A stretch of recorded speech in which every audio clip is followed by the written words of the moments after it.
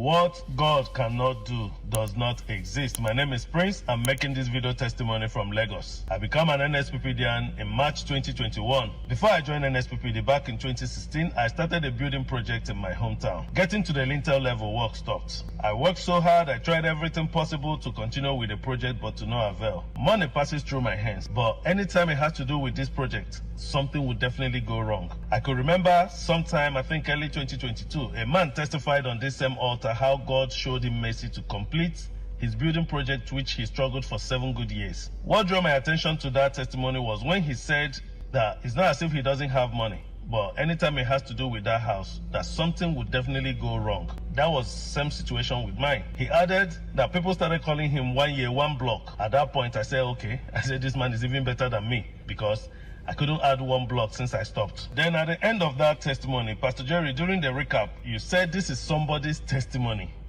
I grabbed it, I ran with it. So I started praying. That same 2022, I had a dream.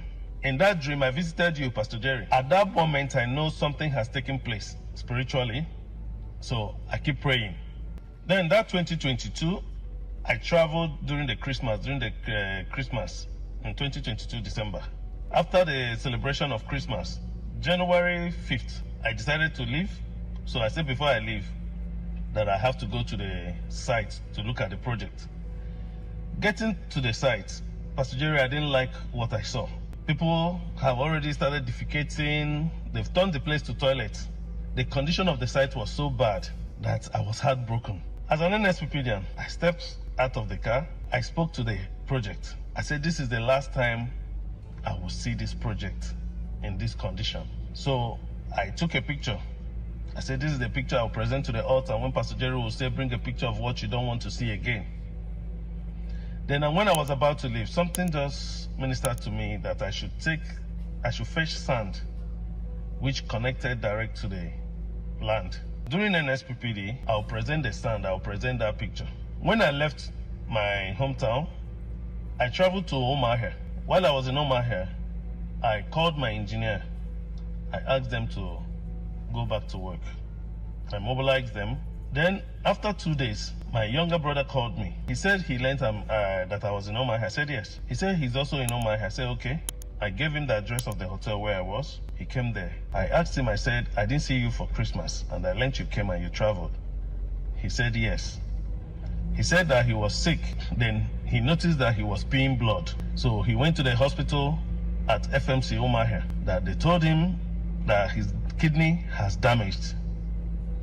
They ran a test, they said kidney has damaged. So he has been coming to Omaha. I said, not under my watch. I told him, I said, okay, now you are going to join the NSPPD because I've been sending this link around. So I gave him the link, I gave him data. I went back to my room, I knelt down. I told God, I said, the devil has come up again with his ugly head, because this is another strategy for the devil to divert the money to kidney problem. It wasn't up to a month, 6th February 2023. During the NSPD prayer, Pastor Jerry, you mentioned his case. You said you will not go for dialysis for that kidney problem. To that kidney failure, I say it's a lie. That kidney failure, they say it's only dialysis. Before the end of today, let God be true and every man a liar. I command, let that kidney bounce back to life. He was also on the altar, so he received it. Then he called me on that same day in the evening. He said, brother, Pastor Jerry mentioned my case. I said, yes, I received it for you. He said, guess what? Immediately after the NSPPD prayer, he went and ran a test at the same lab. What they saw before, they didn't see it again. So he quickly took the result to the doctor at FMC Hospital in Omaha. The doctor gave him a written note to go and run the test at a particular lab where he sent him the first day. Then, when the result came, what they saw before, they didn't see it again. Every red mark turned green. And that was how I continued with this project. This project that I'm talking about, it was just a bungalow that has taken all these years. This stubborn challenge was just a bungalow. But guess what? I called my engineer. I asked them to crack the house. We are restructuring this house and we are lifting the house to duplex. They were surprised. The first day, Pastor Jerry, you mentioned about the church building project. I screenshotted the account number that was projected on that screen. One day I woke up, I sowed a seed. I said, if I build God's house, God will build my house. So I had that confidence that error is involved. Even when Pastor Jerry, when you will say, receive the mantle for completion. Mantle of completion. Receive it. It wasn't a joke. I don't take it for granted.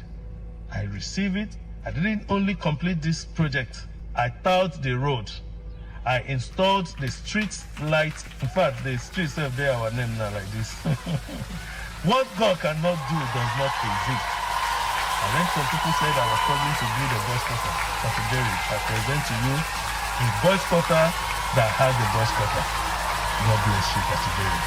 The oil on your head will never run dry. What God cannot do does not exist. Thank you. And as we video celebrate our God,